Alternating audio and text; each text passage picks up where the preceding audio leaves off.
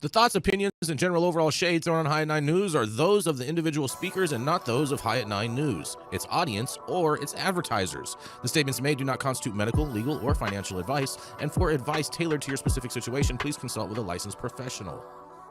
Welcome to the High at 9 News Hour, where you will hear from cannabis industry experts and professionals from around the country talk about important topics while shining light on global issues and discussing cannabis as it relates to politics, regulation and reform, data and technology, science, research and medicine, family and parenting, art, celebrities and entertainment, fitness, sports, mental health and wellness, and plant-based medicines and entheogenics.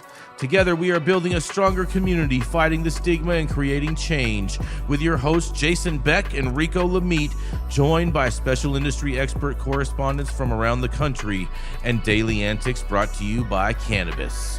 Coming to you live every Monday through Friday at 9 a.m. Pacific Time and high noon on the East Coast.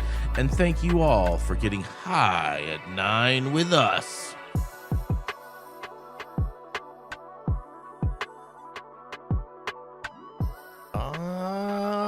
Yeah. Good morning, everybody. That's right. Happy hump day. Happy hemp day. It is Wednesday, February 19th. And today is a National Arabian Horse Day. Shout out to all those equestrian types. Oh, yeah. Right? It's also National Vet Girls Rise Day. What? Yeah, Vet Girls Rise. I'm not sure if that's referring to veterinarians or veterans. And then the rise part kind of confused me because it's like these girls aren't bred. Or are they breadwinners? Omar, turn your camera off or on. Yeah, Omar, you can't have it. You need to leave the camera on, Omar. You're just not a fan of women rising? Is that what you're saying, Jason? I love women rising. I'm all for that. You know what I'm saying? Speaking of women rising, it's also National Lash Day.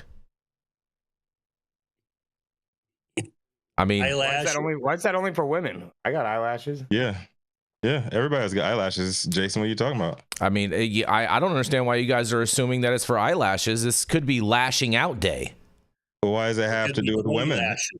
Yeah, what does it have to do with women, Jason? Could be tongue lashing day. Yeah, Jason, you lash out every time we're on the show. Stop it. Stop. Every time somebody says ATX, you lash out. That's not a lash out. That's a correction in the English language. That's helping to smarten up society and not dumb down society. It just sounds like you're just triggered, Jason, as always. What's wrong? What's up with that? Look he's already lashing out. That's cute. That's cute. Lashing out at those other than yourself. It's also National Chocolate Mint Day today, you guys. Everything should be chocolate every now and again, right, Jason? No? Cat got your tongue? You're funny. ATX has his tongue. You guys are cute today. You guys are real cute. I'm cute every day, Jason. Come on. Yeah. Let you tell us. I'm a crusty old fart. I ain't cute anywhere. Tell him, Dale. Tell him, Dale. Yeah. Yes. Thank you all for joining us and getting high at 9 with us. It's also high noon on the East Coast. And please remember to like, share, and subscribe to us on all social media platforms. You can look up above and down below to see exactly where we live on the internet. And we are live every Monday through Friday on YouTube, Rumble, Twitch, X, Instagram, Facebook, as well as on Kick and on our very own website at www.highat9news.com. And we're working on figuring this whole LinkedIn thing out. LinkedIn is a very complicated freaking thing. I don't understand why it's so weird, but whatever. Nonetheless, we are going to roll right into the dope dad himself, Mr. Rico Lamitte, the Quasimodo caretaker, the man who has a LA hat on with some super swag. That's right, because he's a dope dad. It is the dope dad himself, Mr. Rico Lamitte. Oh, yeah, Jason. I appreciate that, man. And I'm just going to try to keep things on the straight and narrow on this story to avoid the obvious jokes from predictable jokes that I'm pretty sure will be coming from Jason Beck after this one. Oh, so, yes. I don't think they're predictable.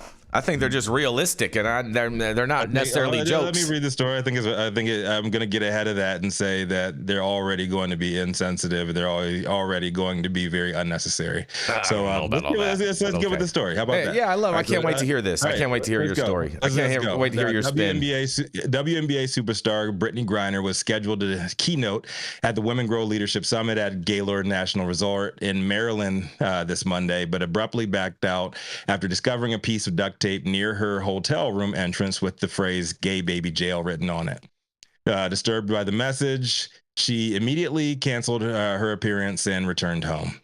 TMZ Sports reported that Women Grow CEO Shonda Macias told Marijuana Moment that she wholeheartedly supported Griner's decision to go back home in wake of finding the note. This was her quote. We are actively working with the venue and authorities to investigate how this happened and hold those responsible accountable. The safety of every woman at this conference remains our top priority. Women Grow was founded on the belief that women should be able to lead without fear or intimidation. Our commitment to empowering women in cannabis is stronger than ever. We will not be silenced. We will continue on. Per the article, the Prince George County's police department said in a statement on Tuesday that its officers did investigate the scene at the Gaylord National Resort and Convention Center and determined that the matter appears to be nothing more than an unfortunate coincidence. Detectives have learned that the phrase "gay baby jail" is commonly used as a video game reference. The PGCPD said, at the time the tape was located, a large convention was taking place at the Gaylord, which attracts thousands of people, many with interest in anime and video game enthusiasts. At the time, detectives have uncovered no link or threat against the guest who located the tape. Nonetheless, the agency said detectives are working to determine who placed the piece of tape, when it was done, and the intention behind it, and is encouraging anybody with more information to reach out. So first things first, I'm going to cry foul on the police whole gaming convention coincidence bullshit, because a quick Google search will show you that the MagFest gaming convention was at the Gaylord January 23rd through the 26th, not this week, nearly a month later. And we're talking about a 4-star resort. No way in hell this was leftover insider gamer joke written on duct tape left on BG's door a month later. So the term "gay baby jail" for the non-gamers out there is when you get stuck in a tight spot and you can't move or escape, but also you can't die and you have to quit and most likely reset the game. Right? Anybody who's played Mario knows, you get stuck in some places, you gotta do the do. In my opinion, this is a very non-coincidental dig at Griner, who is obviously gay, was in the news a lot last year after returning from Russian prison, and had a baby with her longtime partner, and that was highly publicized last year.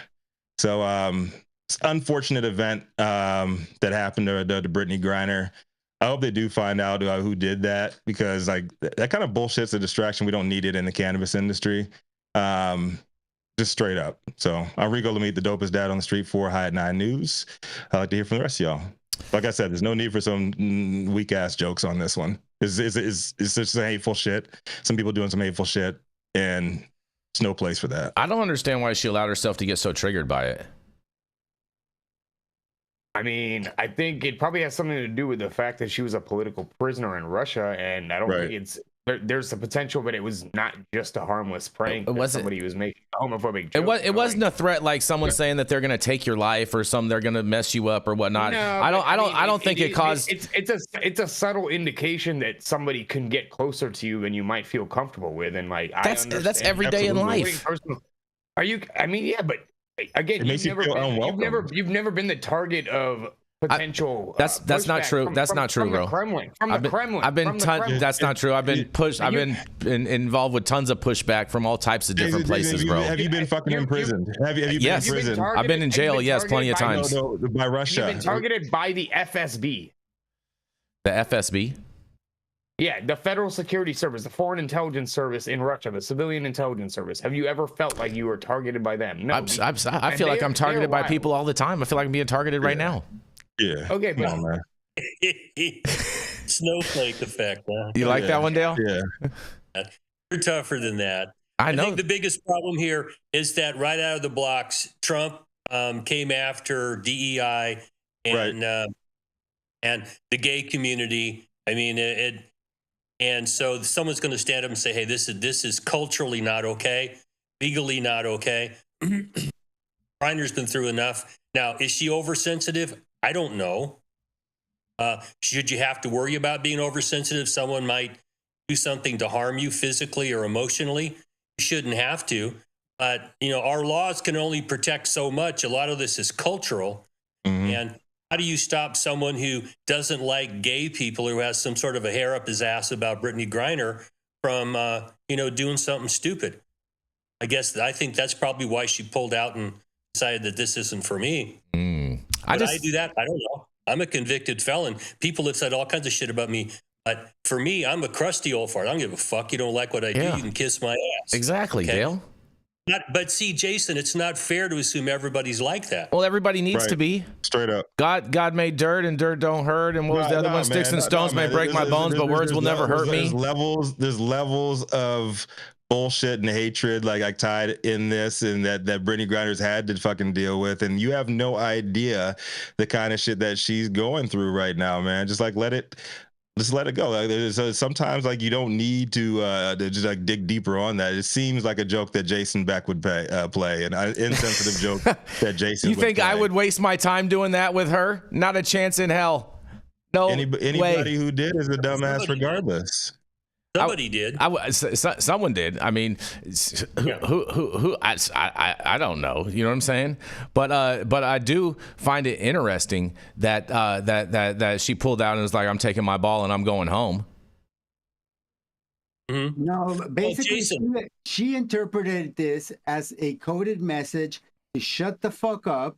She doesn't want to speak out when her life could be threatened by the Putin administration. There was no life-threatening comment in the United States now, in light of Trump's most recent statement against Zelensky, calling Zelensky a dictator who started a war. He is ridiculous. He's an installed dictator. In view of all these recent events and how sensitive she must be after having spent, a long time inside Russian prison, not knowing when she's going to get out, going through every worst-case scenario in her mind. Put yourself in her shoes for a few minutes. I don't wear high heels, Omar. It's so hard to for us to pass judgment on her, just taking the ball and going home. She got the message to shut the fuck up. She was worried for her safety. I don't buy that. That's what happened here. I don't buy that. Oh yeah. I don't buy that one. I'm not buying it personally. I don't think anybody's trying to tell anything to you. Restored for 3 weeks. That's ridiculous. I don't know. I think it's super weak sauce personally that she was booked for this event and going to go talk and whatnot, and you know what I mean. And I'm not even going to get to the politics of the whole event either. You know what I'm saying? I'm just saying I think that it's weak that she exited stage left in this manner. I think it's super weak sauce personally. Well, I think it's super weak. I think it's super weak for you to have that position. That's fine. Straight up. Straight up. This is like some fucked up shit that happened to somebody who had a very traumatic experience very recently and continues to deal with that shit all the fucking time. So, I mean, in situations like this, just have a little empathy and be like, sure, I would have handled it differently. I got tough skin, but you are not that person. I'm not going to put myself in that person's shoes. She felt threatened. And like Omar said, there's a lot of shit going on right now with the U.S. and Russia that she's probably feeling triggered right now. A lot of the circumstances surrounding Paul Whelan getting released last week, I'm sure she had a lot of fucking hate mail and hate calls and shit like that.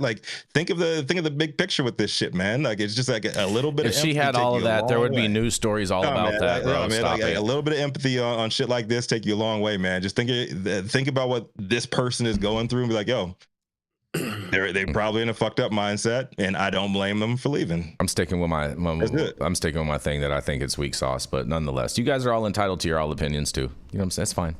It's all right. We can, you know what I'm saying? And so are you. Yeah, thank you so much, Dale. I appreciate it. Very much so. Well, welcome back, Sohum. You have anything else, any closing remarks you'd like to say about this Brittney Griner situation? I missed most of that. Yeah, sorry, my puppy had a little accident inside the house. I had to take care of it. Got a threatening letter. Yeah, exactly. It left a message for him. Yeah. Oh man, that was fun. Yeah. Well, thank you, Rico, for covering that. I know, you know what I'm saying. I know we definitely did want to cover it and bring it to light and share it. And I will say this is that people should not be threatening people in regards for however they feel one way or the other. I do stand with that, but I don't think this message was threatening. Personally, I don't buy that one, but I'm glad that you guys all do. And you know what I'm saying? Look, there's man, a lot of other people that do. I'm all for freedom of speech to the max. But if it's found out if this is like one of the event attendees or whatever, or somebody from the hotel, like that would be interesting if it was an event attendee, seeing as how it was an all women's event. It's women grow. It's not all women that are just going to be there. There's going to be plenty of men there too. I don't know about that. Like I said, like anybody who did this shit like is lame as fuck, and just mind their own fucking business, man. It's just like. This is the kind of shit that we've been devolving into here, and you can say what you want about celebrities or whatever, but like have a little empathy and know that this person just went to fucking prison and was like literally half the country was saying that she never should have been let out. Right. Well, and then, I never said that she shouldn't. All this other stuff, you got all this other stuff piling on them too, and she doesn't really stay in the public spotlight like that, and she hasn't been there like that since she's gotten back. And this was supposed to be the first time she actually spoke in support of the cannabis industry. And when all of the people that have been against her have been saying that she has not used her platform to speak out, and some shit like this goes on. Right, so let's just keep it a buck and be like, yo, like have a little empathy for people. Put yourselves in their shoes. Like, yo, it's not me, but yo, I have empathy. That's it. Also, the event was in Virginia, correct? It's in Maryland. And Maryland, okay. Yeah. I see what you were trying to do there, Omar. I see what you were trying to do there. Second Amendment rights over there, but there's a lot of like just open carry, that happens. And if I was Brittney Griner, I wouldn't necessarily feel safe in a state where like people are toting guns. Right. Oh yeah. Jason, your homeboy Andy Biggs, right? He walked up in Congress strapped up with a loaded pistol. I ain't got no problem with that. I'm all about that life. Yeah, you're a big fan of Andy Biggs, right? Pow pow pow. You're a big fan of that dude, right? Yeah. Tuck him and tote him. He's one of the biggest prohibitionists in Congress. You got to know your people, man. It's all right. We're working on him to evolve. We're working on him to evolve, and a few others that I think we're going to be talking about later on in today's show. Okay. You know what I'm saying? All right. It is what it is. All right. Well, I guess on that, we're going to take our ball and go to our next commercial.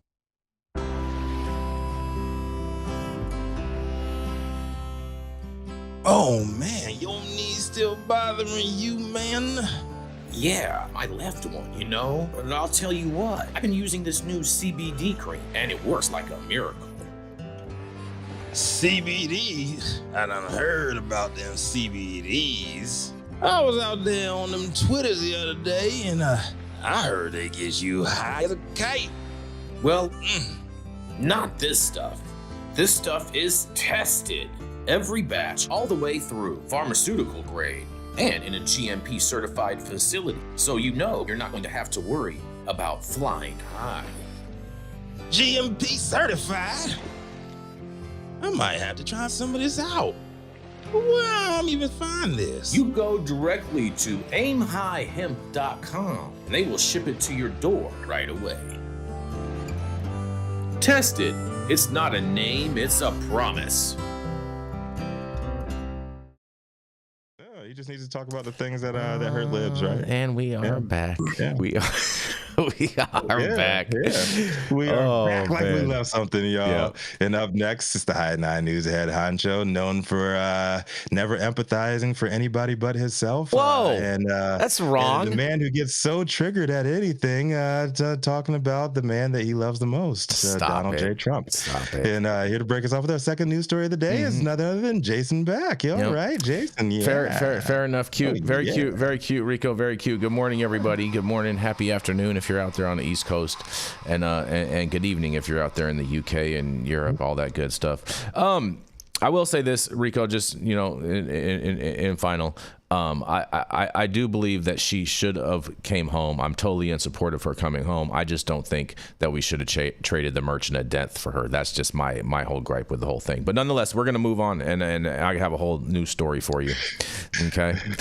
The doctors asked the U.S. Appellate Court for a redo in the DEA's selections for cannabis rescheduling participants, you guys. They want to redo, bro. Can you believe this? The DEA, a nonprofit organization of medical professions in support of evidence-based cannabis regulation, filed a brief on February 17th in the U.S. Court of Appeals in D.C. Circuit related to its exclusion from the rescheduling hearing process. Doctors for Drug Policy Reform, that's D4DPR, and its president, Brian Adelnoff, MD, argue in the 56-page brief that the Drug Enforcement Administration, the DEA, and former DEA Administrator Annie Milgram violated bedrock administrative law principles when they gave no reason why they limited the hearing to 25 participants. They also argue the selection process itself was arbitrary and capricious and must be redone, you guys. Adenoff is a board-certified addiction psychiatrist and chemical professor at the University of Colorado School of Medicine, and D4DPR has more than 400 doctors as members. While 163 organizations/individuals requested to participate in the formal rulemaking hearing, the Department of Justice, better known as the DOJ, proposed a rule to reclassify cannabis as Schedule III drug under the Controlled Substances Act, the CSA. D4DPR was among the majority that received rejection letters from the DEA, and in a quote they say, the agency denied all but 25 applications. Monday's appellate brief states, in quotes, it sent all other applicants, including D4DPR, identical denial letters contending the applicants were not interested persons, in quotation marks, and had identified no relevant evidence that they intended to present. Monday's appellate brief was complemented with an appendix that included all the requests to participate, as well as the DEA's rejection letters to the unsuccessful requestors on October 28th. All 138 rejected applications received an identical letter signed by Annie Milgram, according to the appellate brief. In a quote, they say, upon review and careful consideration, the DEA has determined that the request did not sufficiently establish that you are an interested person under DEA regulations, and or the request did not sufficiently state with particularity the relevant evidence on a material issue of fact that you intended to present during the hearing. Milligram wrote in each rejection letter. Therefore, DEA has decided not to grant your request. However, the materials, including any comments you have submitted, will be offered as evidence in the hearing as provided for in the NPRM, they say. The appendix also included the DEA's cure letters sent to several anti-rescheduling entities, providing them the opportunity to submit supplemental information showing that they met the, in quotes, interested person status under the Administrative Procedure Act, the APA. In a quote, to determine whether you are an interested person, as that term is identified in DEA's regulations, DEA is requesting that you provide additional information establishing that you are a person adversely affected or aggravated by the proposed rule. DEA Deputy Assistant Administrator Matthew Strait wrote in a September cure letter to the Tennessee Bureau of Investigation, and he sent the same letter to 11 others. Further, because the purpose of the hearing is to receive factual evidence and expert opinion regarding whether marijuana should be transferred to Schedule III of the list of controlled substances, the DEA is also requesting that you provide additional information describing the relevant evidence on a material issue of fact you intended to present during the hearing, Strait wrote. The DEA did not send D4DPR nor many other pro-rescheduling entities similar cure letters before rejecting their applications, according to Monday's appellate brief. And among the 12 cure letters included in the appendix, 9 were sent to those who, in quotes, strongly opposed the Schedule III proposal. 2 had unclear possessions, and 1 supported the proposed rule. The University of California, San Diego Center for Medical Cannabis Research, according to the D4DPR's brief, and the 2 entities whose positions were unclear included the Minority Cannabis Business Association, MCBA, and Darwin Richardson, according to D4DPR.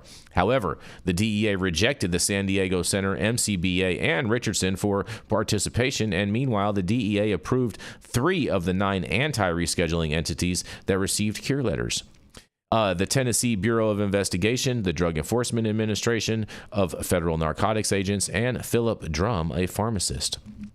The D4DPR, as well as other pro-rescheduling parties, view the cure letters as ex parte communications between the DEA and the anti-rescheduling entities it selected for participation in the hearing. And in a quote, they say, the agency's silence, facially arbitrarily participant selections, and ex parte assistance almost entirely to anti-rule applicants are strong evidence that the agency acted with an impermissible purpose of creating an evidentiary record supporting its performed outcome. Rejection of the proposed rule, the D4DPR brief states, and quote, the fundamental unfairness caused by the ex parte communications in particular cannot be cured by mere explanation. D4DPR, represented by Austin T. Bromow, an associate at Houston-based Yetter Coleman LLP, also argued in Monday's brief that the DEA's rejection of 138 participant requests was arbitrary and capricious, and that former U.S. Attorney General Merrick Garland never delegated his authority to the DEA to select participants for the hearing in the first place. The agency's selection of 25 participants and exclusion of petitioners does not withstand arbitrary and capricious review, and according to the brief, the agency gave no reason for selecting only 25 participants or why it selected particular applicants. The agency cannot be presumed to have used permissible selection criteria, and there is substantial evidence that it was motivated by the impersonable goal of creating an evidentiary record that would allow it to reject the proposed rule to reschedule marijuana. D4DPR argued that the DEA's failure to explain its selections warrants vacatur and remand, and with instructions to redo the selection process. Judge Jay Mulrooney, the DEA's chief administrative law judge overseeing the hearing, ordered the stay in the court hearing process when he granted an interlocutory appeal on January 13th amid allegations. Interlocutory. Thank you, Dale. Thank you, Dale. Interlocutory, my bad. Appeal on January 13th amid allegations that the DEA participated in ex parte communications with anti-rescheduling participants. While that order has delayed the hearing process indefinitely, the DEA transitions to new leadership under President Donald J. Trump. The latest filing by D4DPR in the U.S. Court of Appeals could force Mulrooney to sit idle for even longer and potentially start the rulemaking hearing from square one, depending on the outcome. Matthew Zorn, a partner at Yetter Coleman, who previously represented a consolidated group of 3 pro-rescheduling designated participants, put this possibility on Mulrooney's radar during preliminary proceedings held in December 2nd in Arlington, Virginia. And in a quote, they say, "We may seek a stay in these proceedings in light of the administrator's 25-person list." And Zorn said about his colleague Brambo that representing D4DPR, nobody really knows how that list was compiled. I could talk about the facts of how the decision first went on the first day before Thanksgiving, informing parties that they weren't attending, as if they didn't already know. But I think, for your honor, it's possible that we seek a stay, he says. Previously, Mulrooney denied a motion from D4DPR to intervene in the rescheduling hearing and indicating that he lacked the jurisdiction to, in quotes, review, modify, or reverse milligrams inclusion-exclusion decisions for participation. And on December 4th, 2 days after preliminary proceedings, D4DPR filed the motion with Mulrooney seeking an indefinite stay of the rescheduling hearing so that it could pursue relief in the D.C. Circuit. Mulrooney denied the motion, but said any order from the circuit court will be expeditiously and scrupulously adhered to by this tribunal, he says. After Zorn told Mulrooney in person of D4DPR's intentions during the in-person proceedings on December 2nd, the judge told him he must understand the consequences of seeking appellate relief, and in a quote said, "Remember that you're going to be delaying these proceedings till God only knows when," Mulrooney said.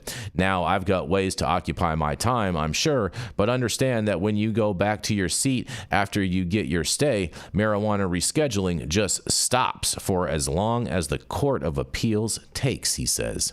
From D4DPR's perspective, the stay is warranted as a result of the DEA offhandedly and unreasonably concluding that 138 of 163 participant requesters were not interested persons, while failing to offer relevant evidence for that conclusion, according to Monday's appellate brief. And in a quote, the result of that is 20 voices will be heard on whether marijuana should be rescheduled, and the brief states how and why those voices were chosen is a secret the agency has not explained. The agency's secrecy prevents the court from reviewing whether the decision is based on relevant permissible criteria and whether the agency considered reasonable alternatives. And there is a small editor's note in this thing. It says, while the DEA selected 25 designated participants, some individuals voluntarily withdrew their requests, while Maroney ruled that others lacked independent standing.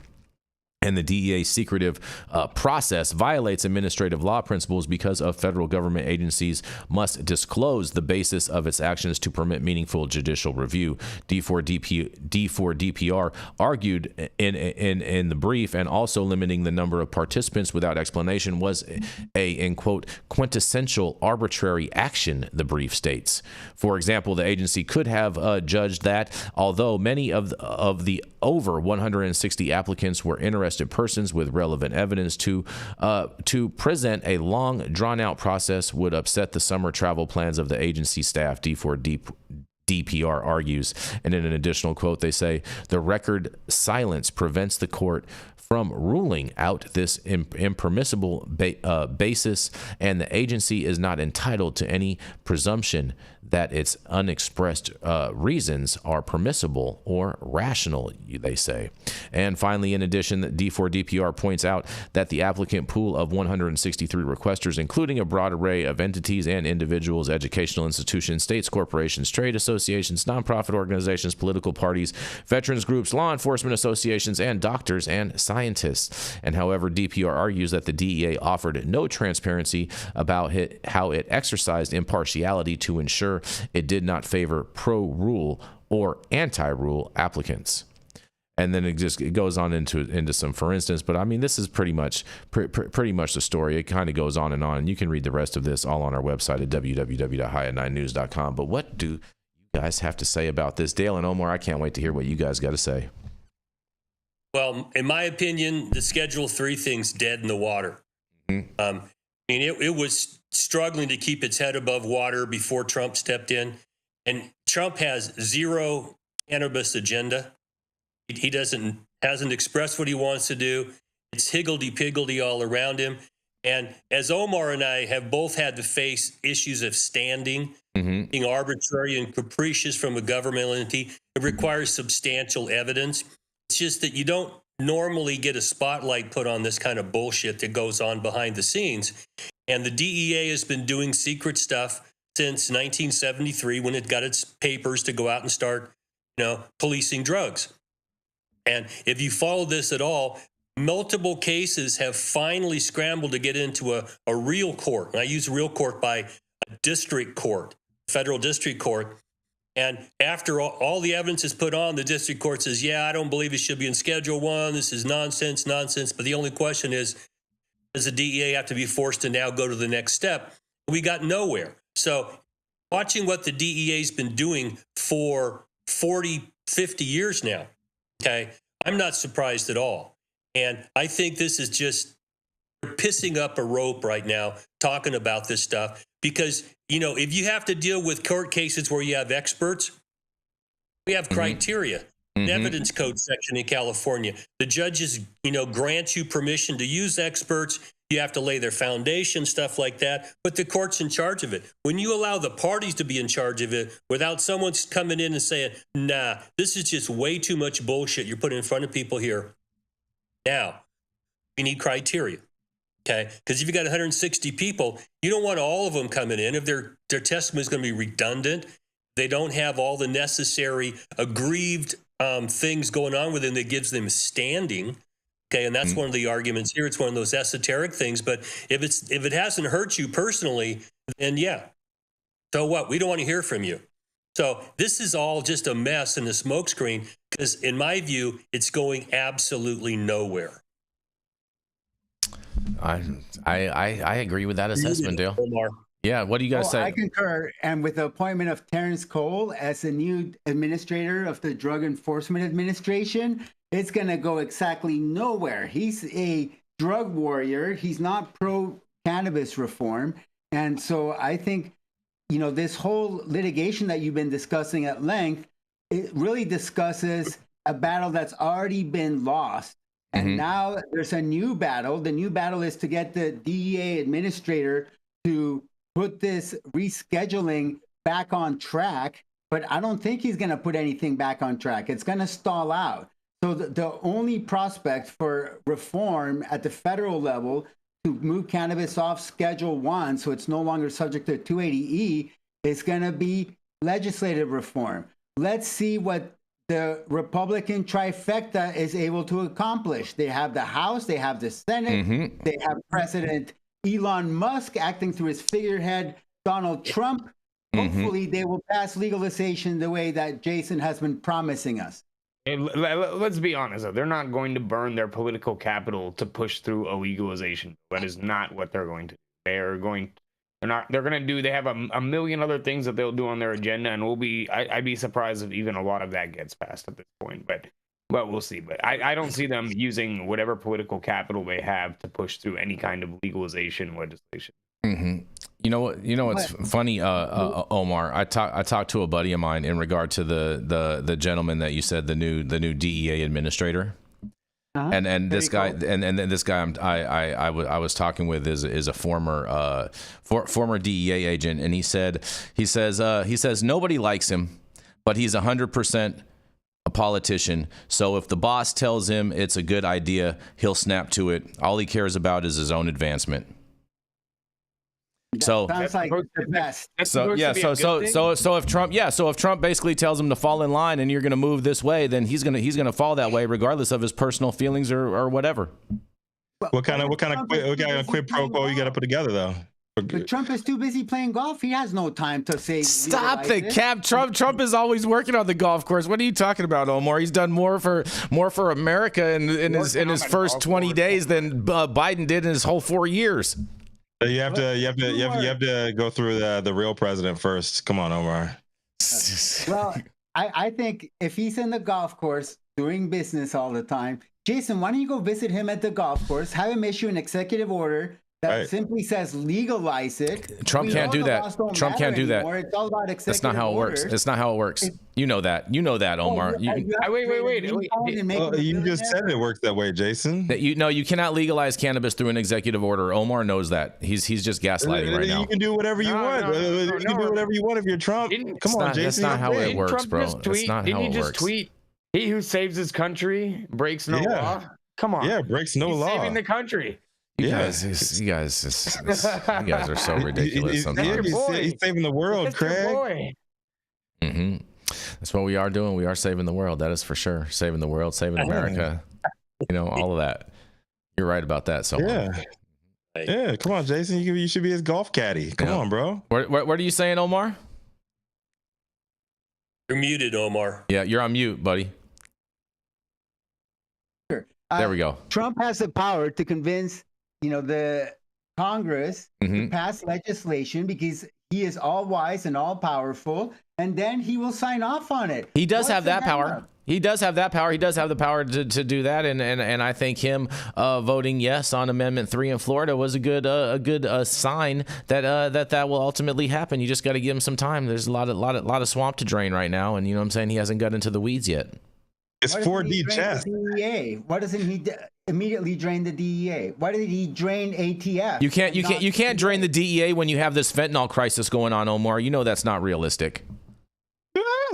What about the gun crisis? What about draining ATF? We don't have a gun crisis. The only gun crisis is against all the liberals that want to ban guns. Everything is a crisis except for the things that actually kill people, right, Jason? Oh God, you guys are so much fun today. I'm glad you guys. Yeah. Crazy times we're living in. Oh, that's pretty funny. Philip Zimmerman said it would be funny if Trump had a cart brand called Trump Golf Carts. time to hit the green. That's actually a pretty good idea. That would be pretty funny. You got to approach him on the golf course with that proposition. Yeah, I will.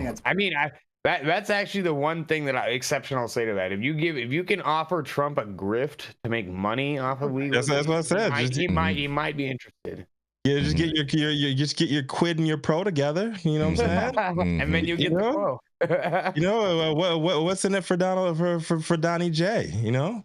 You gotta buy a few 100,000 shares of that Trump meme coin. Oh, you guys are funny. We gotta keep this train rolling. We're way over time. I'm sorry, guys. We're gonna roll right into attorney at law, Mr. Dale Schafer. And Dale has been an attorney since the Reagan administration. He has represented physicians, hospitals, insurance companies, cops, correction officers, and for the last 25 years has specialized in cannabis law. He served a 5-year federal prison sentence for helping medical marijuana patients and managed to save his law license. He is blunt. He's honest. He's unconcerned with public opinions and especially yours, and will tell you and show you how to defy gravity by pissing up a rope. That's right, it is none other than your favorite Tio Loco, Mr. Dale Schafer, and you can now find him in his own private practice at the law office of Dale Schafer. It is none other than attorney at law, Dale Schafer. Good morning, everybody. Good morning. My story this morning comes out of Marijuana Moment. Yesterday, written by Kyle Yeager. And the headline is Trump's pick for top health lawyer thinks marijuana is a dangerous and genetically engineered hard drug. Oh, my God. Another person, his mama dropped him on his head a lot when he was a child. Okay, so guy's name is Mike Stewart. He was, I think he currently is a Republican state senator out of West Virginia, a former U.S. attorney who was all in favor of rescinding the Cole memo and what Jeff Sessions did last time. He's a staunch prohibitionist. And he's now been nominated for general counsel to HHS. Now, Bobby Kennedy is an attorney, okay? And Bobby Kennedy was just confirmed as the head of HHS. So Mr. Stewart is going to be his general counsel. And how that's going to work, I don't know. But Bobby had to kind of, kowtow a little bit to senators about, I'm going to defer to the DEA on stuff. He really changed his opinion about what he was going to do when it came to marijuana. So now we got an anti-prohibitionist who's going to be his general counsel and make sure the laws are carried out. So it's another one of those pieces of evidence that makes me believe marijuana ain't going nowhere from a federal level. There's going to be no reform. Rescheduling's done. I think the courts are going to have to step in. I just hope to God we can get a case before the Supreme Court before Clarence Thomas leaves. And I want him to bring forth his dissent from the Raich case and throw marijuana out of the schedule it's in right now and make them do something about it. Now, this guy has made statements like cannabis products today are genetically engineered. I don't know what that actually is supposed to mean. Because if you take the weed that we used to smoke, and this is 50 years ago at 3-4%, now you've got strains that are upwards of 30, realistically maybe the top of 35. Is that genetically engineered, or do people do phenograbbing, test it and make sure that we bred the stuff that had the best THC percentages? I don't think that's genetic engineering, but you can have your own opinion. He also says that it's a gateway drug, a dangerous drug, and he's claiming that all of the addiction counselors he's talked to claim it's a gateway drug. Well, I've talked to a few that shake their head. Whatever was the first psychoactive substance you used, if you go on to have a substance abuse disorder, was your gateway drug. Historically, it's either been cigarettes or alcohol. Now, weed's a lot more popular now, so a lot more people are using it as their first psychoactive substance. But if you have a personality that goes on to develop a substance disorder, you can't blame it on the first substance you use that gets you high. It could be sugar, it could be sex, it could be gambling. All those things, have dopamine drops. And so what's your gateway if you go on to be a drug addict? And he also doesn't want people who use marijuana to have guns. In his words, you can't have both. Well, fuck you. Yes, I can. Why not? The courts don't support that. Historically, when did you take guns away from someone who smoked weed or drank alcohol, or took laudanum, or, took Von Mariani cocoa wine? They didn't take your guns away for that. This is a modern creation since the late 1960s when the Black Panthers dared to show up with guns, scared the shit out of white boys. And so now we have these federal gun laws, and I think they need to be undone, quite frankly. Now, if you had to put on your resume that Kevin Sabet came forward for you, in my world, you're a loser. I'm sorry. That guy's got his head so far up his ass. If he's on your side, and, take me off your friends list. I'm just telling you right now, because Sabet is a prohibitionist, supposed to be a smart guy, but he was convinced by his mama that this is going to ruin Western civilization. So, of course, we can't have this. Now, this is part of Trump's lack of an agenda here, okay? He likes to fire from the hip. In a personality sense, he's not a conscientious guy. He's in the moment, goes after stuff, whatever he thinks is going to get him the most. And Bobby Kennedy came in. We are all hopeful that maybe we'll get some change at the federal level in cannabis and its scheduling and how it's treated. But when you keep bringing on people like this who are staunch prohibitionists to be in the middle of trying to determine cannabis policy when the boss is really not saying anything because it's not doing anything for him, I think this is all just basically dead in the water. And part of the problem we have as a cannabis industry is perspective. Okay? Cannabis legalization is not the biggest issue facing this country right now. I mean, it's a big issue for those of us on this show listening because our livelihoods and things like that, our futures are involved in this. If you take the 30,000-foot view, this is not the biggest problem facing the country. But this problem ain't going away. Because at this point, 60 to 70% of the American population supports legalization of cannabis. Over half the population would rather use it than drink alcohol. And back in the day when I was an undergrad and we studied criminal justice, if only 8% of your people were violating your prohibitionary law, you could not enforce it. Well, now we're over 50%, 60, 70%. For not favor cannabis prohibition. So the de facto part of this, not the law part of it, but what's actually going on in the streets is the trap is kicking your ass, okay? And if you don't come up with a comprehensive policy of how you're going to deal with cannabis that aligns with what the voters want, okay, you're just going to keep chasing your tail, arresting people in a disparate fashion, eroding respect for law and order, which is what you get when you try to enforce prohibitionary laws the public doesn't support. Okay? So I don't see cannabis going very far, very fast. This guy, Mike Stewart, is just another example. I think Trump's going to get him through the Senate, and then we're going to have to deal with him. I'm going to throw this back at you guys, what you think, but I'm not real hopeful about cannabis and the Trump administration. Come on, Jason, spin it, Mr. Jabberwocky. Come on, Jason. That's funny. Spin it on your back. And just so you know, Cleardale, we're talking about the West Virginia U.S. attorney, right? That was his former position. It was, yeah. So that same former, because I asked him about this guy too, because I saw this tweet, Mike Stewart. He says that my buddy says he doesn't know him, but under Kennedy, doubt it'll much matter his opinion. Plus, they already agreed to move it to Schedule 3. He says. So that's the opinion of a former DEA agent, and so that's. I personally agree with him. I don't think his opinion matters much at all whatsoever. Kennedy is going to tell him what to do, and he's going to fall in line, or he's going to get fired and get someone else is going to replace him. Yeah, but Kennedy already said he's going to defer to the DEA. So Kennedy did not say that. Kennedy said he's going to defer to the science. No, he said he's going to defer the process to the DEA. is going to be deferred to the DEA, and he said that under oath during a congressional hearing, confirmation hearing. So either you're claiming that he committed perjury as a gotcha to get into his title as head of HHS so that he could turn around and legalize cannabis, which he's allowed to evolve on his opinion from that time of testimony, bro. Stop it. I don't understand what you're talking about. So you just need to accept the 4D chess that is being played right now.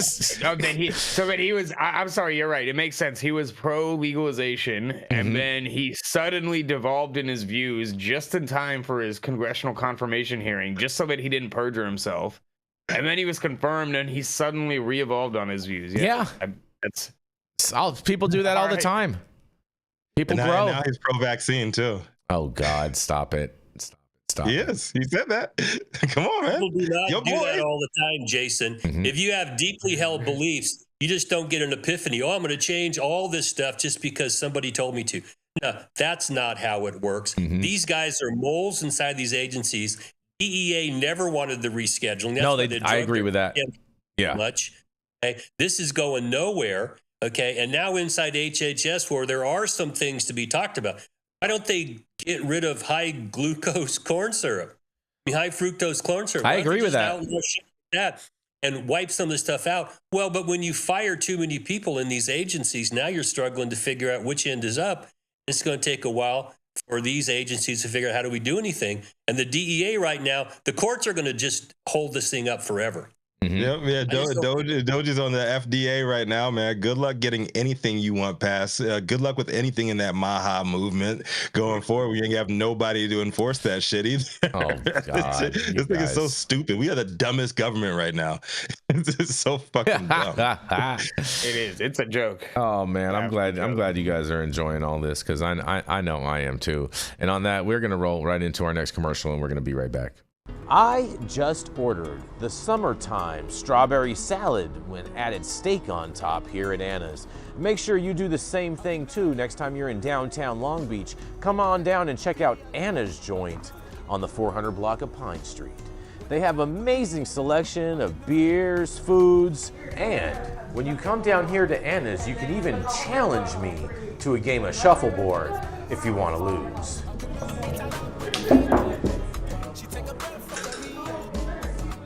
Get that? So, next time you're in downtown Long Beach on Pine Avenue, make sure you stop by Anna's Joint on the 400 block. Not only do they have Anna's Joint, this restaurant and bar, but they also have the amazing deli next door, and then next door to that, they have a very exotic flower shop. You may want to stop by and say hi.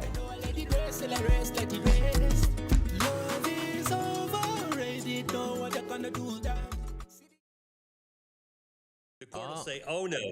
Get one, maybe two, Mr. Schafer. Shut up, sit down. And we are back. Stop whatever you're doing. Make sure you smash that like button. I know we'll appreciate it. You'll appreciate it. And YouTube will appreciate it. Also, make sure you subscribe to the channel if you're not subscribed already. And all the articles that we cover on today's show, you can read directly on our website at www.highat9news.com. Are you a business that's suffering from the hyperinflation that is plaguing America today? We have the solution for you. That's right. Patriot Business Financing. Head on over to www.patriotbfc.com and apply for a loan up to $2 million. Any state, any industry, even the cannabis industry, the CBD industry, as well as the industrial hemp fiber industry, secure up to $2 million today. And make sure that when you apply, you tell Paul you said hi from High at 9. It was office to hop on, so. Okay. Yes, and we are back, Rico. We are back, live and direct. Live and direct. And it's a pleasure to introduce our next correspondent. He is known bi-coastally as a legendary attorney at law who's helped most likely somebody close to you in this industry out one way or another. Mm-hmm. He is known for not just doing his thing in the court of law, but also he is a brown belt in Brazilian high style jiu-jitsu. So fuck up the rotation and he's gonna fuck up your wrist. Ain't that right? Omar Figueroa? That's why wrist locks were invented. Thank you, Rico. Get him. Happy International Tug of War Day. Really? Like we have lots of tug of wars here. Yeah. Celebrate the ultimate test of teamwork, strength, and strategy. It's a day to rally your crew, dig in your heels, and pull together at the same exact moment. My story is from the Marin Independent Journal by Chrissy Waite. The headline is Novato Mulls Retail Cannabis Storefront. Novato may allow storefront cannabis sales. City Council members said at a study session this month that they were open to allowing cannabis storefront retail in the city. If the city allows such storefronts, it would be the first in the county to test the market, according to city staff. I think the location is going to be critical, but understand that there are places that would work here. I'm really open to supporting something that makes sense. Council member Mark Milberg said, I think this community is definitely wanting it. Considering licensing cannabis storefronts is a goal listed in Novato's strategic plan, California voters legalized cannabis under Prop 64 in 2016. Novato has issued some cannabis business licenses, but none for storefront sales, such as a dispensary, due to rules the city passed in late 2019. The emphasis is on consider, Community Development Director Claire Hartman said. Cannabis retail in particular is polarizing, or can be polarizing in the community. Hartman said the city has 3 cannabis businesses, an indoor cultivation center, and 2 delivery services. A cannabis testing lab closed in October 2023. The city approved the 4 businesses in 2021. Currently, if somebody wanted to get cannabis at any time, they could get a delivery service, right? Mayor Pro Tem Rachel Farrack said. So it's already happening in Novato. Still, Novato is ahead of many county municipalities in the cannabis conversation. The city allows retail delivery, distribution, testing, manufacturing, and cultivation businesses. San Rafael doesn't allow cultivation. No city or town has storefront retail, though Fairfax has a medical cannabis-only storefront, Hartman said. And as an aside, it's a shout out to my client Lynette Shaw, godmother of licensed dispensaries, who operates Fairfax's historic Marin Alliance for Medical Marijuana, an equity retailer. Back to the story. There is a market here that is unique from other areas, specifically just to the north, said Hartman, who noted that in Sonoma County, retail storefronts are allowed in all but 2 municipalities. Commercial cannabis has not generated a lot in revenue for the city, Hartman said. She said it can be challenging to collect and enforce the cannabis business taxes and fees and keep the momentum going from the business proposal to opening day. Cannabis storefront retail in the county is fairly untested, Hartman said. Available commercial real estate could be limited, landlords could be hesitant to work with cannabis retailers, and city zoning could be challenging. If Novato does move forward with storefronts, then rules such as how many stores and where need to be set, she said. The city council could decide to put a citywide cap on the total number of stores, limit the proximity between stores, regulate stores to specific districts, or prohibit stores from being close to sensitive sites. This has been a long time coming, given where we were at several years ago, Councilmember Pat Eklund said. For me, the location of a retail storefront for cannabis, the real key really is location. Location, location, location. It can't be near any youth activities, and it's really got to be carefully looked at. Councilmember Kevin Jacobs said location will be important, especially when considering parking. He also suggested limiting operating hours to no later than 5 or 6 p.m. and keeping signage minimal. Currently, Novato has restricted commercial cannabis to its commercial industrial, light industrial, and office, and the business and professional office districts. The neighborhood commercial, general commercial, downtown core business, and downtown core retail districts are not eligible for cannabis businesses. Devin Wardlow, the Vice President of Public Affairs for cannabis dispensary company Embark, said between 1 to 2 licenses ensures the market will not be oversaturated, given Novato's population. She said retail cannabis is most successful in commercial zones because, at the end of the day, cannabis retail is retail, Wardlow said. Other policy considerations include whether events or on-site consumption is allowed and how to add and collect the cannabis business fee. Novato currently imposes a public benefit fee on cannabis businesses between 3.5% and 4% of their net gross income. A tax would require a ballot measure, Hartman said. Council members had a variety of views on how to move forward. Farrack suggested allowing 2 operators to encourage competition with a 6% community development fee. Milberg agreed, but suggested a 5% fee. Eklund suggested between 1 and 3 locations. I am not in favor of an on-site cafe or consumption at this point, Jacobs said. The Economic Development Advisory Commission was supportive of introducing storefront retail in Novato. However, a cap on stores, no more than 3, was recommended, Hartman said. Commissioners were unsure about allowing on-site consumption at the stores and supported the public benefit fee. Novato Chamber of Commerce Board President Dale Klein said the chamber supports any legal business in Novato. He said capping the number of storefronts will ensure the retailers are successful. The headline is Novato mulls retail cannabis storefronts. My take, it's about time. It looks like Novato may get a dispensary duopoly without the cannabis cafe option unlocked. Better than the status quo, but Marin County needs places where multi-unit housing dwellers can consume cannabis. Novato officials would be prudent to allow a couple of cannabis cafes serving freshly prepared food and beverages where cannabis can be consumed in public. Novato is sorely in need of more tourist attractions anyways. More and more Marin residents are embracing the California sober lifestyle, which is about healthy highs instead of getting blasted on alcohol and waking up with a raging hangover. It's high time for the people of Marin County to stop pretending that they don't get high and open up more cities and the unincorporated county to storefront dispensaries offering the full cannabis cafe experience, including ticketed live performances with on-site consumption. This is Omar Figueroa, lawyer, publisher, and Ganjier instructor, reporting from Sonoma County, California, the traditional territory of the Pomo, Miwok, and Wapo nations for High at 9, high noon Eastern. What does everybody think? And shout out to Lynette Shaw. Shout out to Lynette Shaw getting back at him.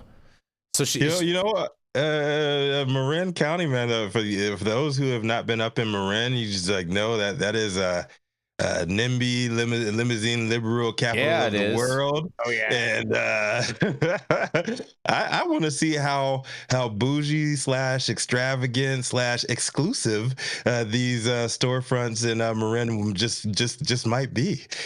Well, I mean, I really hope they don't go forward with this 5 or 6 p.m. closing time requurement, because that's just crazy. Like, would you don't want people who are gainfully employed to be able to go and buy cannabis? Like what? Let's keep it a buck. Anybody who's opened the dispensary there is just going to be a side project by some stay-at-home mom or dad, and they're just going to be gifted a bunch of money, and it's not going to make any money, so it's not going to matter. It's not going to matter. It's going to be like that HBO show. Yeah. What was it called? Big Little Lies, the one that was set in Monterey, like the murder mystery or whatever. That's what I'm picturing for the Marin retail cannabis scene. I feel like Marin, the residents of Marin, and you could, you Northern Californians in the room, y'all can stop me if I'm wrong here. But as an outsider looking at it, I've been in California for 14 years now, and Marin is pretty much what the rest of the world thinks that liberal Democrats are. No, you know what? Nancy Pelosi. People totally forget the Marin is full of former hippies who turned into yuppies and never came back to the hippie lifestyle. So they were anti-materialists who became hyper-materialists. Marin is one of the wealthiest areas in California. It is. And, you know, it may have a veneer of liberalness, but if you scratch beneath the surface, super privileged, super conservative, not really as liberal as it looks like from the outside. And you can tell by the fact that they don't have dispensaries. They're so privileged that they can just get the hookup without needing dispensaries. I would like, I would like to say they just vote blue, and there's not much difference between the people that I've met up there and Orange County. Jason, stop it! Stop being ridiculous. In Northern California is Orange County. I grew up in Orange County. You know, I went to Woodbridge High in Irvine, and so I was fully immersed in Orange County, and I can tell that there's many similarities. Oh God, yeah, it's like you guys cheerleaders. You guys are so cute. Yeah, you guys are so. Yeah. Well, California has a problem with these NIMBY closet conservatives that are out there. Because still over 60% of the state doesn't even allow cannabis, and this is just one of those places. And you would think that makes no sense.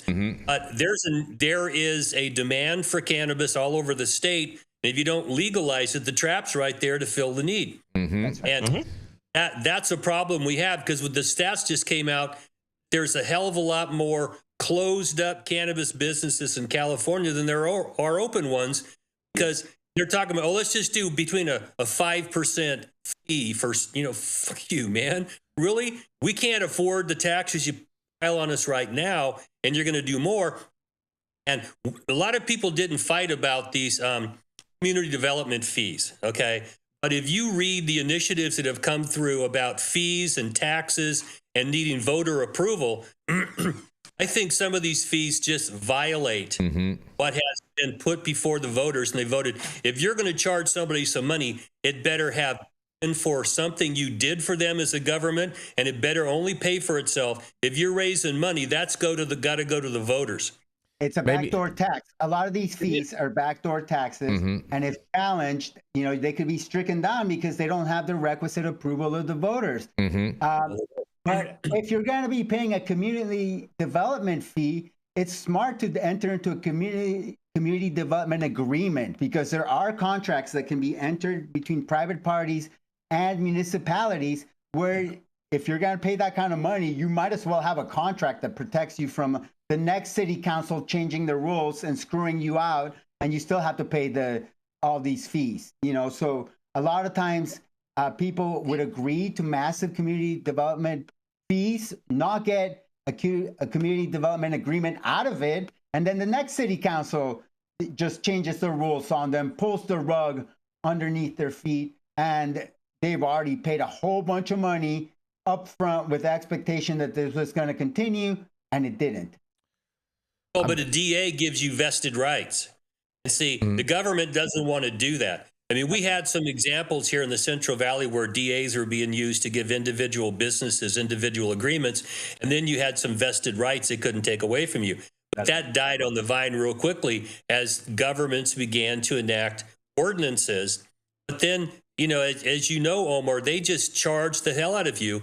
And I think it was the last one was Prop 26 here in California that said, dude, if you're raising money from something you're charging people for, it's illegal unless the voters, if it's a general fund, it's got to be a simple majority. If it's a special fund, you've got to have a super majority to do it. And they're not following that because we in the industry said, oh, please just let us sell weed. We'll pay whatever you want until there's no money in the bank anymore. Or, my hole in the backyard where I buried my money is now empty. Now what do? So over half the businesses in California just shuttered their doors because they can't do it.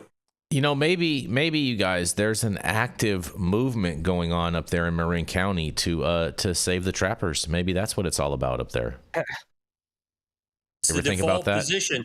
If you don't come up with workable rules, Trap is there smiling like a possum eating shit. They're just making money and walking away.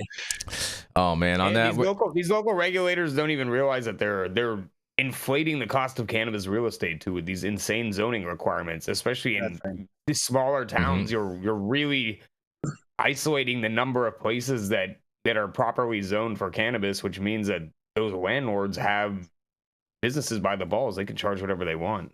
That's just another way they're propping up the trap. Right, and then it makes it so that the barriers to entry are unaffordable for regular humans. Only those who are like super well funded with long runways who can afford to operate at a loss for a long time are able to open up, and those people don't have a love for the plant. They're just doing it to be cool. So unfortunately, you end up with a space that is just being run as a hobby by somebody who's a dilettante, and it's not what people are looking for. So that a place like that is not going to be commercially successful, and then everybody concludes that cannabis cannot be successful, and it's because of these artificial barriers to entry that allow the dilettantes to be the ones to enter into the space. Fair enough. Well, we got to keep this thing rolling. We're going to roll to our final commercial, and we're going to be right back.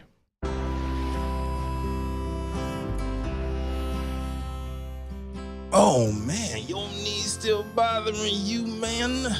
Yeah, my left one, But I'll tell you what, I've been using this new CBD cream, and it works like a miracle. CBDs? I done heard about them CBDs.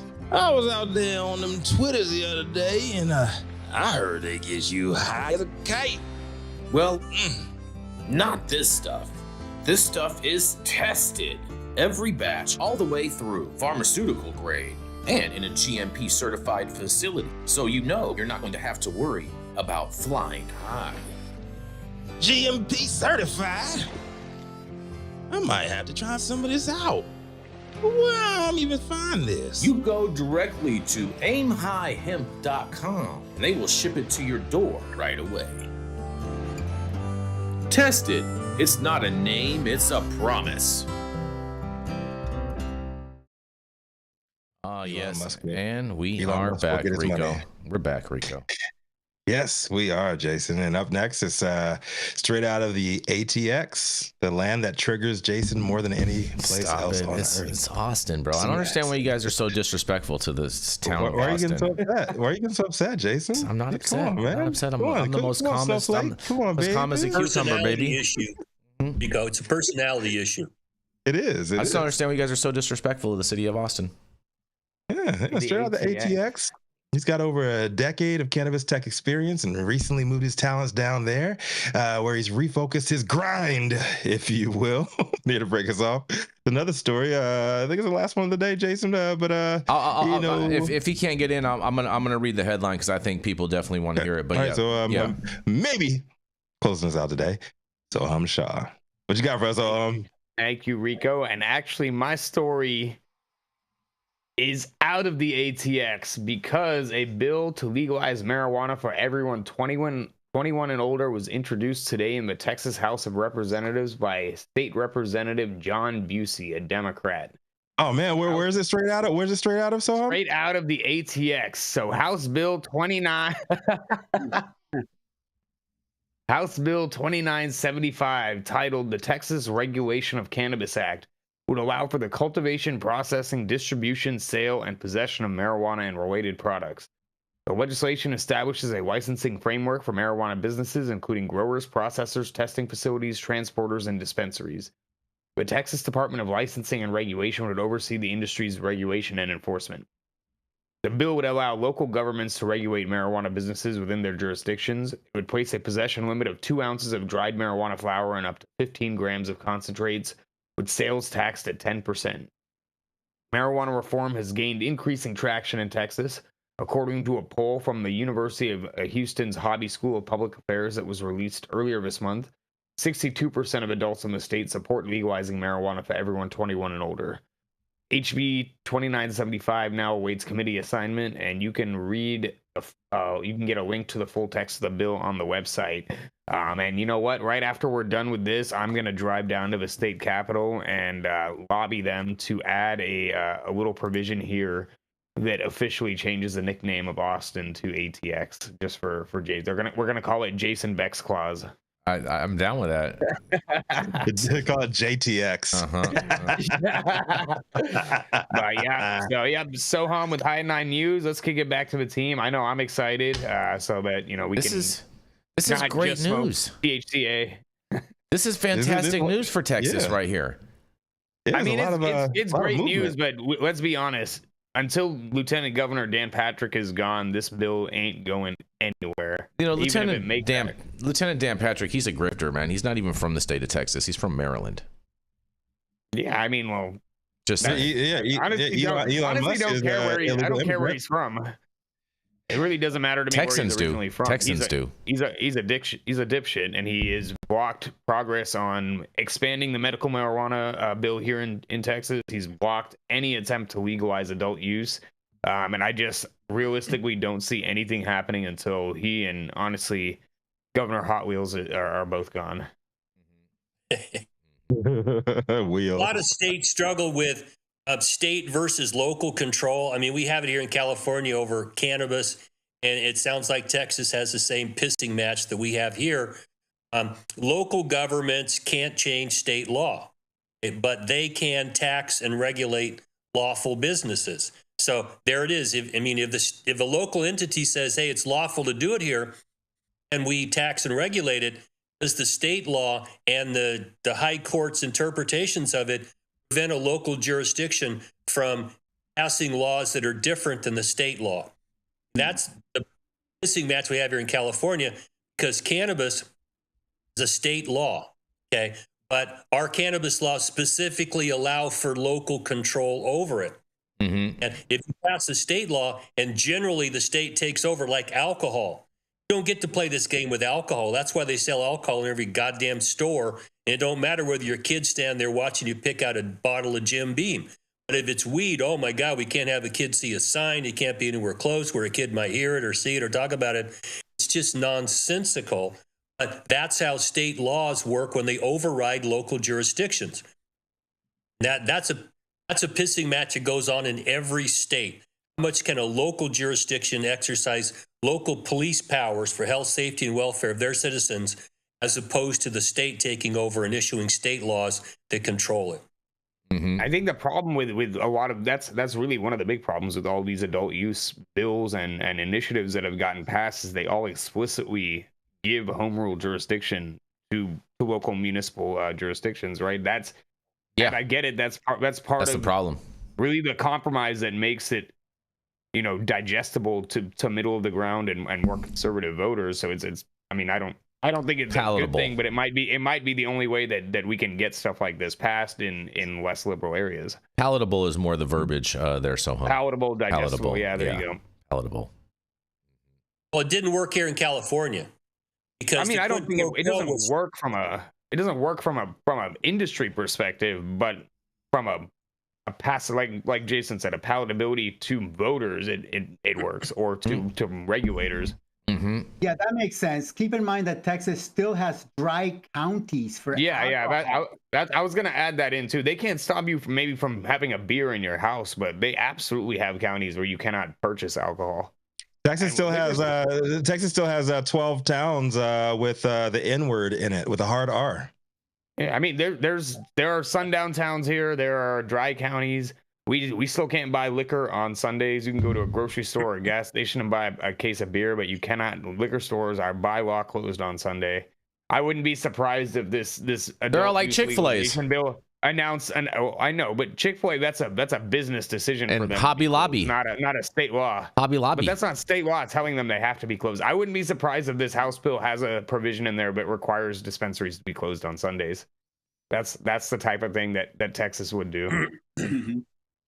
Interesting. And well, we're gonna find out more as we cover this more and more and go into depth. But I think it's fantastic that it's even being introduced. I think that's a big step forward. And personally, I think it's a big slap in the face to Lieutenant Governor Dan Patrick and his attempted hemp ban with SB 3. I hope that. I mean, I hope it gets through. We'll see what happens. I will continue to cover it and. Hopefully, I can go down to the Capitol and when there's some meaningful discussion or votes happening. And do me a favor, if you go down to the Capitol, make sure you dress up. Don't look like all those other wackadoodles, okay? Dress up. You ever seen me in a suit? One more thing about this story. What political affiliation was this? Is Dan Patrick? That was Dan Patrick. He was Republican. I see what you're doing. We're gonna start taking. The gentleman that introduced the bill was State Representative John Busey, a Democrat. There we go. We gotta start taking tallies because Jason Beck likes to dabble in revisionist history. Stop. Here. And so we're gonna start taking a tally on how many of these prohibitionists that are pushing these laws against the legalization, and how many Democrats are going for it. I didn't realize Rico showed up as a Democrat today, but it's okay.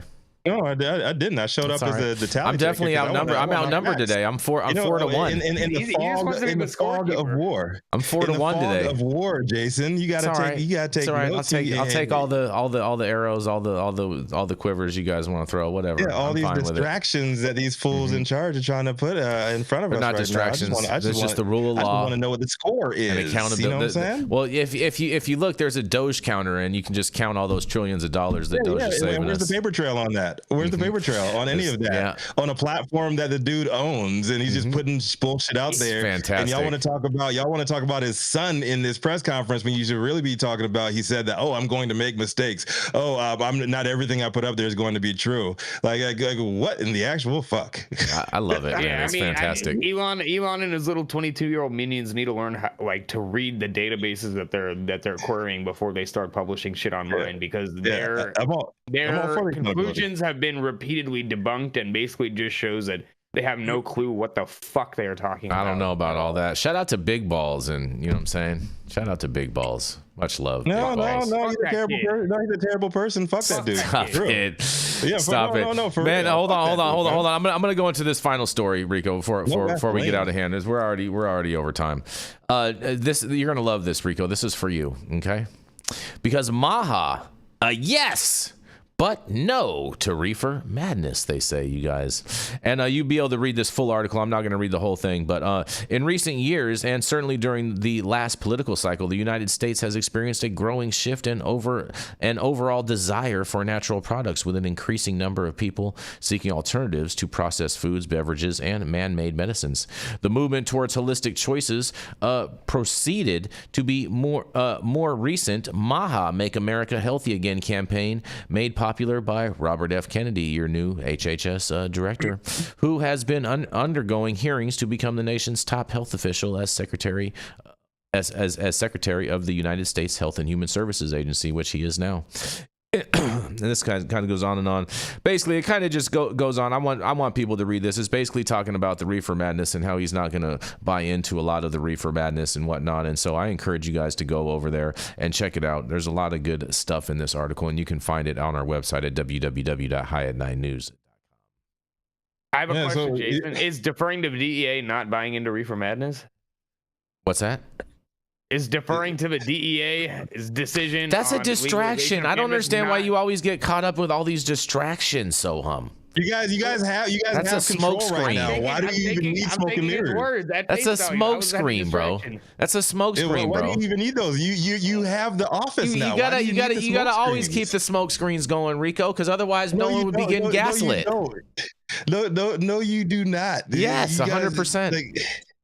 Trump 2.0. I like how we're calling perjury a smokescreen now. Right. Trump 2.0 so far, it could turn around, but so far it is nothing more to me than when the dog finally catches the car. Motherfuckers have no idea what they are doing, what to do next, and so they're just wilding out. So, okay, I'm with it. I'm with it. I'm with the wilding out. I'm telling you, I don't understand why you don't like Doge more, because you're always talking about tearing the system down and but yet now you're always defending the system. You're like the ultimate. You're like the ultimate flip flopper. I'm about real accountability and show me the data, show me the facts, show me the paper trail.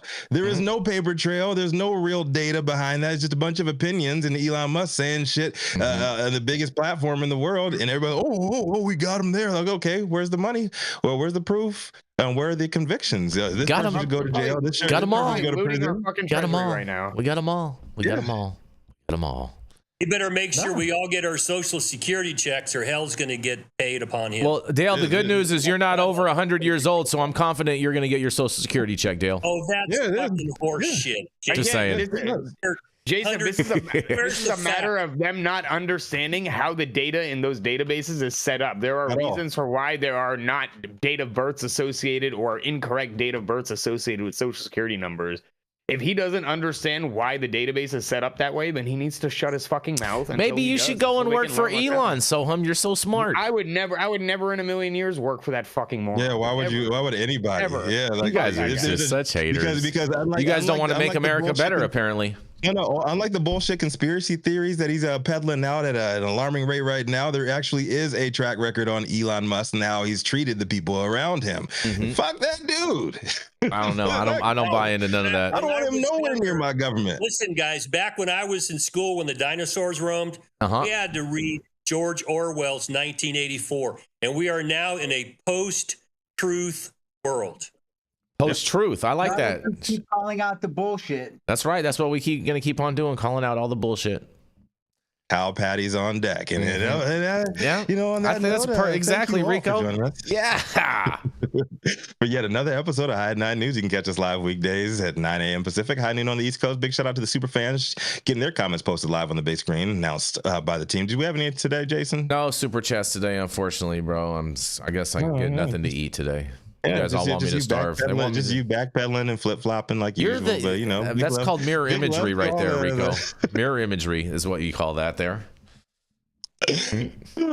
I gotta get my shots in when Jenny Beth ain't here. You know that. That's all right. I'm here for it. Oh, we got a super chat in from the C word. Good looking out the C word. He said, yes, the C word says, I would work for Elon Musk. I love money. Yes, 100%. We are all the way with that. The C word. We are all about that.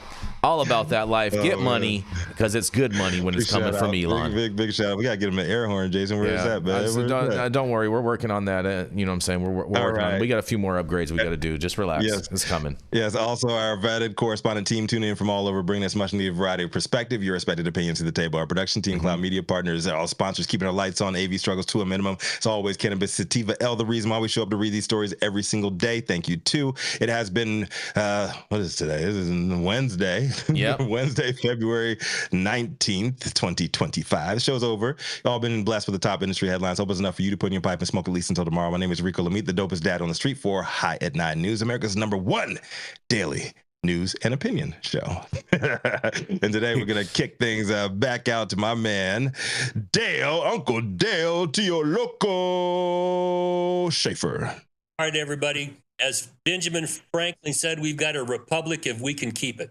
That's right. So to see coming forward over the next probably 3 months is whether the courts are going to be willing to step in, whether the Supreme Court will step in and for the separation of powers here, because that's what's really at stake. Is where's the Article 1 Congress power ends, and where does the executive power end? And I'm sure we're going to get that tested. So the popcorn's popping as I'm watching. And don't believe what people say anymore, because the country's full of lying sacks of shit. There you go. That's right. Have a nice. And we got those lying sacks of shit out of the White House just recently. Thank goodness. Go ahead, run it, Anthony. We put a new one in there.